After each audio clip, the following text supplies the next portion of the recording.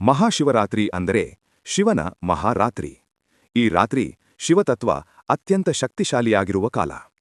ಶಿವ ಮತ್ತು ಪಾರ್ವತಿಯ ವಿವಾಹ ನಡೆದ ದಿನವೆಂದು ಹಾಗೂ ಶಿವನು ಲಿಂಗರೂಪದಲ್ಲಿ ಪ್ರಪಂಚಕ್ಕೆ ಅವತರಿಸಿದ ದಿನವೆಂದು ಪುರಾಣಗಳು ವಿವರಿಸುತ್ತವೆ. ಈ ದಿನ ಉಪವಾಸ, ಜಾಗರಣೆ ಮತ್ತು ಧ್ಯಾನ ಮಾಡುವುದರಿಂದ ಪಾಪನಾಶವಾಗುತ್ತದೆ ಎಂಬ ನಂಬಿಕೆಯಿದೆ.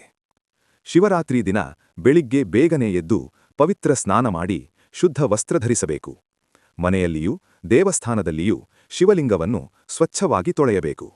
ನಂತರ ಗಂಗಾಜಲ ಅಥವಾ ಶುದ್ಧ ನೀರಿನಿಂದ ಅಭಿಷೇಕ ಮಾಡಲಾಗುತ್ತದೆ. ಶಿವಲಿಂಗಕ್ಕೆ ಮಾಡುವ ಅಭಿಷೇಕಕ್ಕೆ ವಿಶಿಷ್ಟ ಅರ್ಥವಿದೆ. ನೀರಿನ ಅಭಿಷೇಕ ಮನಃಶುದ್ಧಿಗಾಗಿ, ಹಾಲಿನ ಅಭಿಷೇಕ ಪವಿತ್ರತೆಗಾಗಿ, ಜೇನುತುಪ್ಪ ಸಿಹಿ ಮಾತು ಮತ್ತು ಜೀವನಕ್ಕಾಗಿ, ಎಳ್ಳು ಎಣ್ಣೆ ಆರೋಗ್ಯ ಮತ್ತು ದೀರ್ಘಾಯುಷ್ಯಕ್ಕಾಗಿ, ಭಸ್ಮ ಜೀವನದ ಅಸ್ಥಿರತೆಯನ್ನು ನೆನಪಿಸಲು, ಬಿಲ್ವಪತ್ರೆ ಅರ್ಪಿಸುವುದು ಶಿವನಿಗೆ ಅತ್ಯಂತ ಪ್ರಿಯ. ಈ ಹಬ್ಬದ ಪ್ರಮುಖ ಆಚರಣೆ ರಾತ್ರಿ ಜಾಗರಣೆ. ರಾತ್ರಿ 4 ಪ್ರಹರಗಳಲ್ಲಿ ಶಿವನಿಗೆ ಪೂಜೆ, ಅಭಿಷೇಕ, ಭಜನೆ ಮತ್ತು ಕಥೆಗಳನ್ನು ನಡೆಸಲಾಗುತ್ತದೆ. ಶಿವಪುರಾಣ ಪಠಣ, ರುದ್ರಾಭಿಷೇಕ ಮತ್ತು ಭಕ್ತಿಗೀತೆಗಳಿಂದ ದೇವಾಲಯಗಳು ದಿವ್ಯವಾಗಿ ಕಂಗೊಳಿಸುತ್ತವೆ.